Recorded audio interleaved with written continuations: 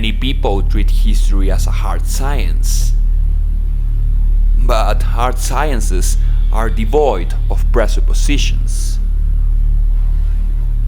Unlike the hard laws of physics and chemistry, history contains a complex of facts and ideas which are based in assumptions, guided by the histories told by the ancients.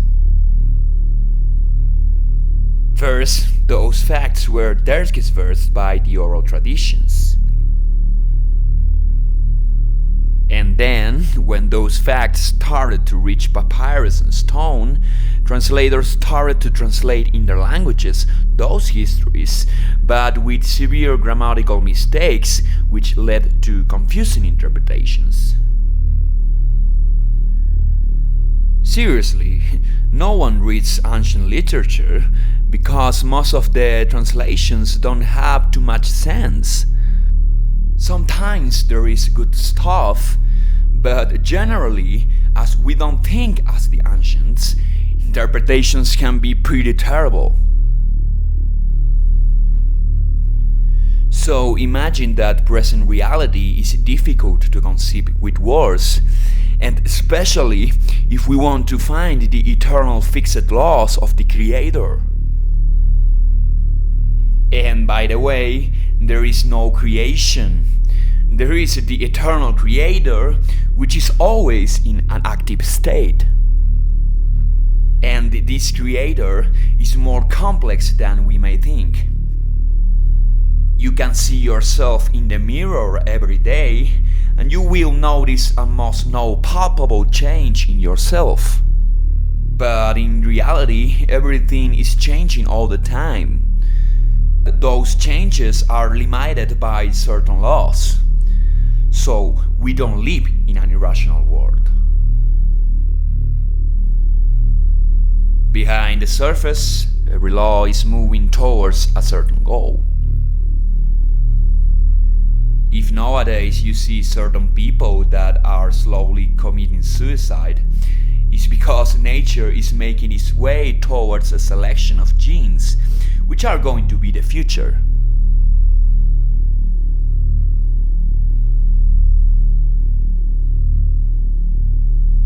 So imagine that history shares the same problems of complexity of the rest of the sciences, which are trying to explain reality, but plus we are dealing with stuff which is not here anymore. We can't just repeat the tales of the ancients and trust. But then also we got the eternal subverters of the truth in pretty early times. Contemporary characters with the creators of the New Testament, who were from other countries, writing in ancient Greek for the Greeks and about their own traditions and history. Those texts are cited by every historian of the last millennia and are written in Koine Greek, which means something like popular Greek. Berosus was one of those characters and was part of the Isin priests of Babylonia. Waddell says, quote, "The invertebrate reports given by the Isin priests and Berosus have no sense. The pre-dynastic kings before Sargon are fictional and of absurd dates." Berosus wrote his text in a less sophisticated Greek, the same Greek of the New Testament and the many other propaganda texts that are trying till today to obfuscate our memory.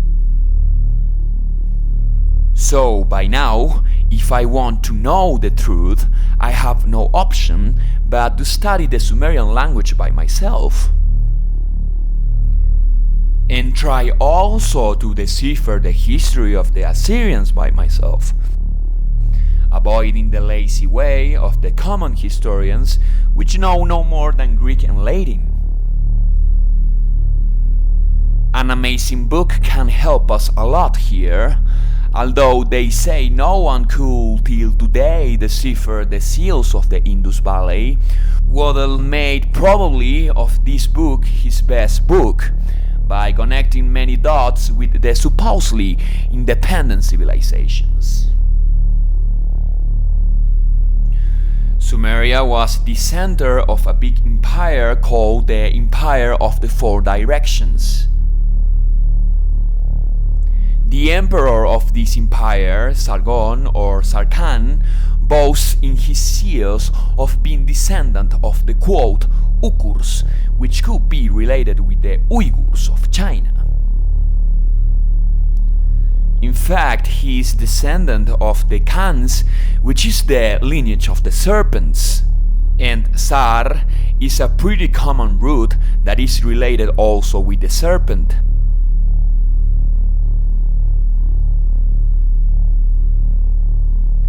The Empire of the Four Directions, south, north, east and west, had the epicenter in Sumeria, Iran, Iraq, and had colonies in Egypt, India, Anatolia and West Africa.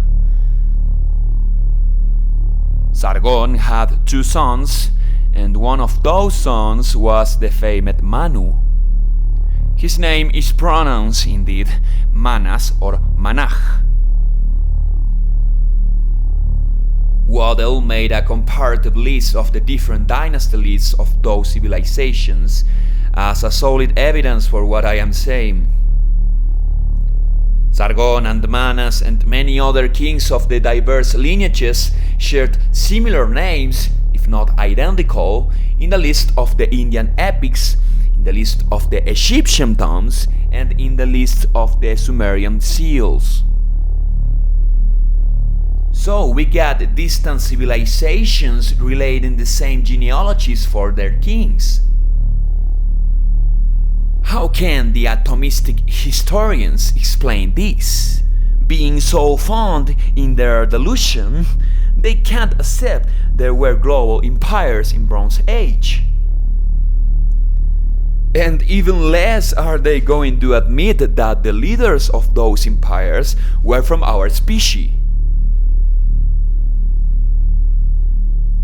Manas is mentioned by the Indians as being the king of India, because by the time of Sargon, the custom was to send a prince to govern the colony in the Indus Valley.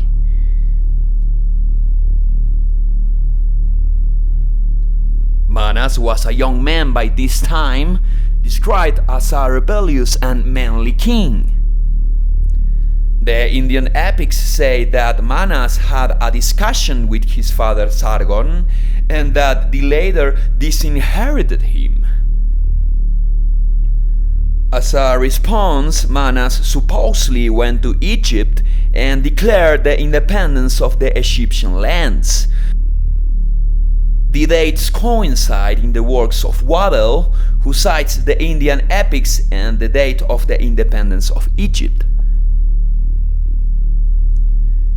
You can appreciate here the names Guni, Sharguni or Kin, which is Khan, since the Sumerian symbol for Ki is pronounced in fact K.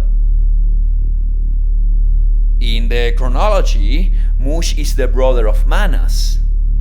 Manas killed his brother for taking the throne also in Sumeria. So we got the reign of Mush before the reign of Manas in the Sumerian seals.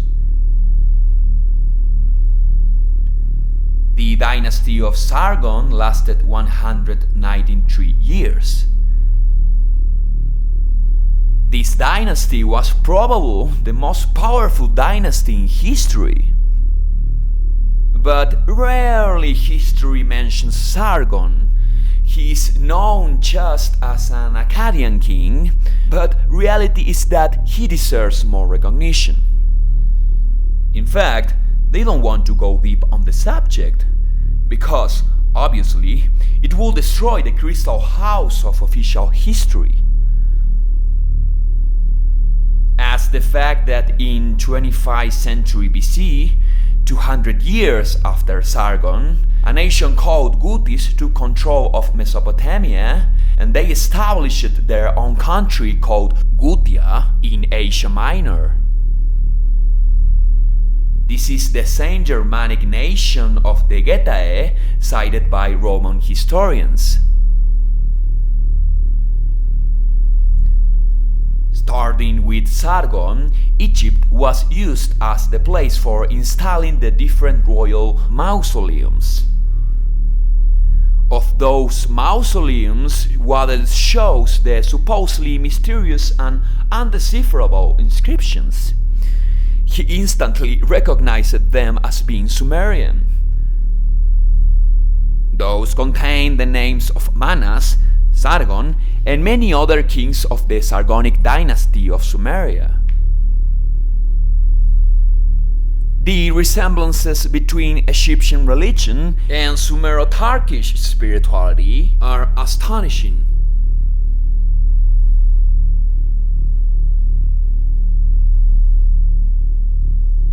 We know that Egyptians were avid adorators of birds.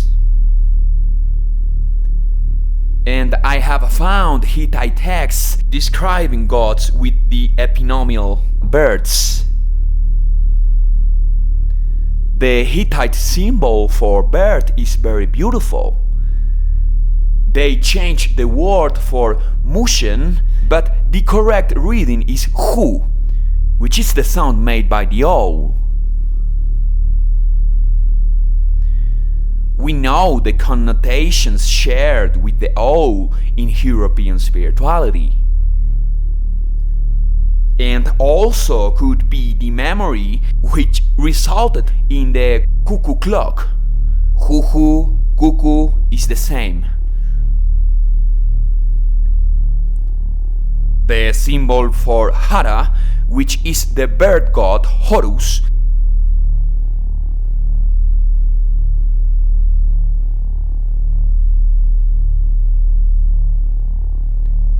this is the root for the Greek word hierea, hieros, which means temple, holy, sacred, sacrifice, priest, and attention.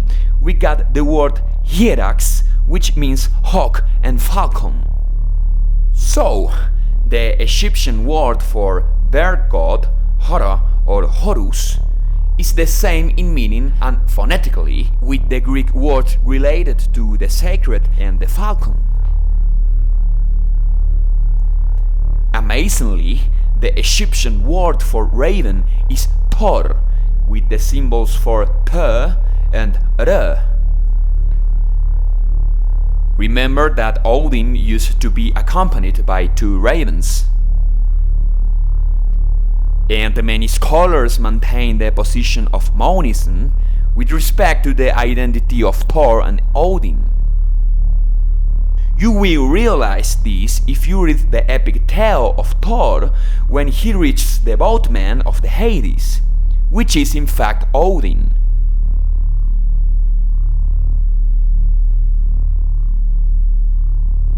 Waddell's codes for Egyptian are more certain than those given by modern academia. For example, the name of the goddess Isis should be pronounced as Tat, and this name gives us a resemblance with the Phoenician goddess of love, Astarte. By the other hand, Hermes is Anubis, and that's why Plutarch calls him Hermanoubis. Waddell says, quote, "Thus, Menes, as the Greeks called him, spells his name by the Egyptian hieroglyphs, reading alphabetically Mana and Manach. Egyptologists recognized that in order to sound the words written by this consonantal way of spelling, it was necessary to introduce a vowel after each initial and medial consonant. But unaware of the reason for this consonantal spelling with its absence of short vowels, they agreed on the expedient of arbitrarily introducing the vowel E after each initial and medial consonant. He continues, the unexpressed vowel in ancient Egyptian was not E, but was the A inherent in each consonant, as in the other Aryan languages which use this consonantal form of writing. Thus, the Egyptian name for Menes, written Mene and Manach, does not usually read Men or Mench as restored by Egyptologists, but reads properly Man and Manach or Manch. Just as in the Indian Sanskrit, his name is written Manasyu and Asmini. End quote. Well, I consider this to be totally true. The equivalent sounds of each symbol in Egyptian are referring to a consonantal value without any vowel between. Egyptian, Hebrew, and Phoenician should be pronounced as Sanskrit, just pronouncing consonants with the semivowel between each consonant, and only pronouncing the vowels E, I, U, and O when represented by a symbol. I laugh while seeing the words given by Egyptologists to the symbols. The sounds are totally unnatural and unappealing. Truth was that probably Egyptian language was more sophisticated. It is funny also that modern Jews are using a Hebrew version which is not pronounced as ancient Hebrew. They say modern Hebrew comes from ancient Hebrew, but they are inserting brown vowels in each word. And they won't realize this because they didn't create ancient Hebrew, and it is not a language that is in their blood or memory, because they don't have anything to do with ancient Hebrews. How can people still give weight to what they say they are? I am going to tell you exactly what they are. They are a cosmopolitan soup of blood types who wandered everywhere, cursed by destructive forces. And I stress the term forces as being the most certain term for describing the quote God of the modern Jews. Because those forces are part of life. You tell me, is there life without destruction? Are we going through the last shaky moments of the life of our planet? Or are we suffering a phase of sickness which now is purging the bad elements? You tell me, does not the earth die for then resurrecting, as does the sun at winter, or as we are going to experience when we die? Don't you think nature is cruel? I do. And so did our ancestors, who celebrated feasts in Lydia, Caria, Greece, Phoenicia, in honor to the goddess Aphrodite, Cupris, Astarte, who, attention, is killed every year by his cruel lover Saturn. The festival was celebrated at the end of the summer and did represent the mourning for the poor Astarte or Aphrodite, who was inseminated by the waters for them being killed by the rays of the sun at the end of the summer. The sun gives you the life, and then the sun takes your life away.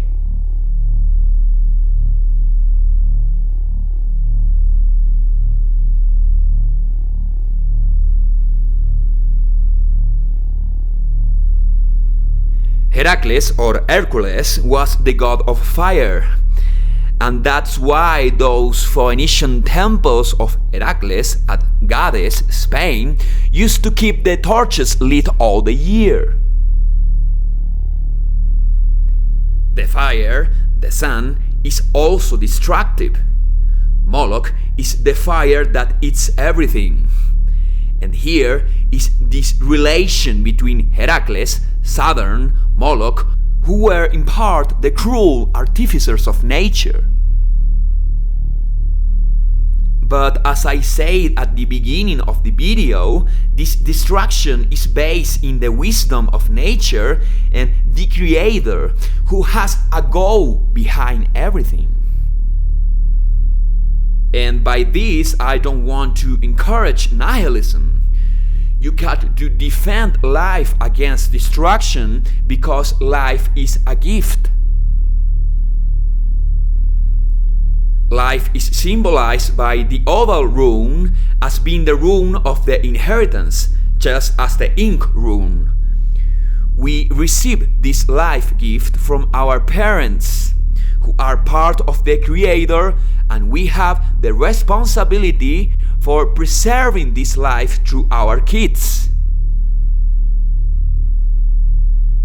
That's why the oval rune is called the noble rune, because nobility is formed by generations of parents who took the difficult habit of preserving virtue and life for the sake of the future generations.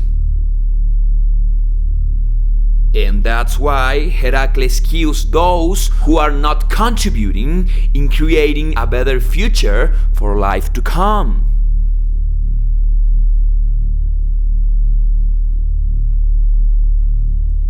Kali Yuga in Sanskrit doesn't mean the dark era, but the destruction era. Kali was the Hindu goddess of destruction. Kali was the source for the name of the Indian American and pre-Columbian location of California, or as well the city of Cali in Colombia, stressing Colombia. And Cali is the source of Spanish words as calor, warm, or calcetín, socket, or we got words in English as calcinated or the caliber of a gun of fire. The fornia of California, of course, is related with fornication. Fornication has the word forno of the Portuguese, which means oven. So fornication is related with heat. And Californication as a song is by no means a coincidence, since the ones who orchestrate the ideas in Hollywood are well acquainted with our history and roots. Kali is related with fire as being the destructive element. And knowing that the letters R and L are the ones which present the more cases of interchange, it's no wonder that the Carians are the Kalians who left their name in America. Kar, as a root from the Semitic languages, is related with fire. And from here we got words as courage, Kratos in Greek, which means force, and from Kratos the German word Kraft, which means force. Then we got the Spanish guerrero, which is related with the English word warrior. We got the name of the Carmelian stone, which has a reddish-orange color. Then we got the word cardio, which means heart in Greek. And in fact, heart comes from cardio. Try to pronounce card and heart. Also from the Carians, the name of the island of Crete. And attention, from the Carians were born the Greeks, which in Gothic are called Krekens. Try to compare Gere, Kere, Krekens, Greeks, Carians.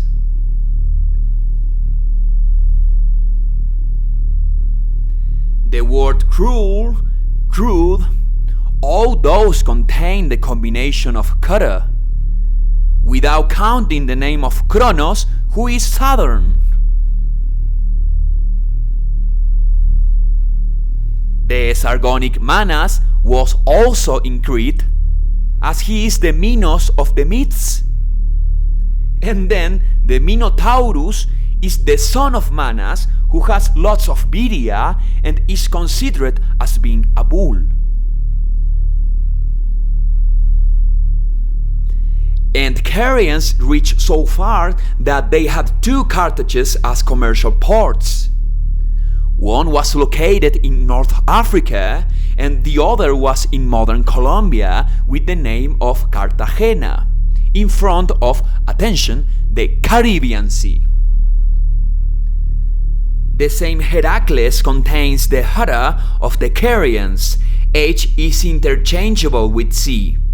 Pronouns Herakles and Herakles. Herakles is the principle of eternity, the viria that makes our lineages to maintain themselves alive through time. And here I am expressing the meaning of the columns of Herakles, who, quote, maintain the celestial waters separated from the terrestrial waters.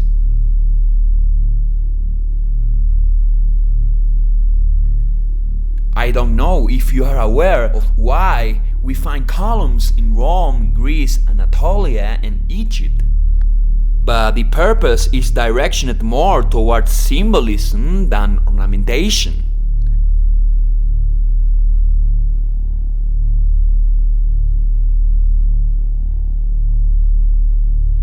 Again, notice the word column, which has the col of Kali. Herakles was the Phoenician ancestor who wandered killing the corrupt for the sake of humanity.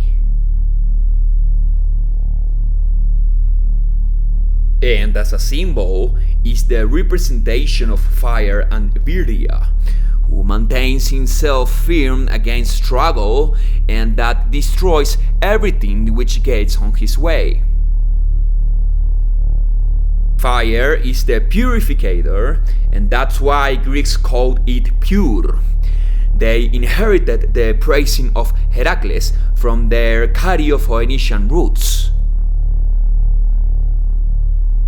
In Spain, the praising of fire was so fanatical that they used to give the capital penalty to whom dared to turn off the eternal fire of the temple's torch.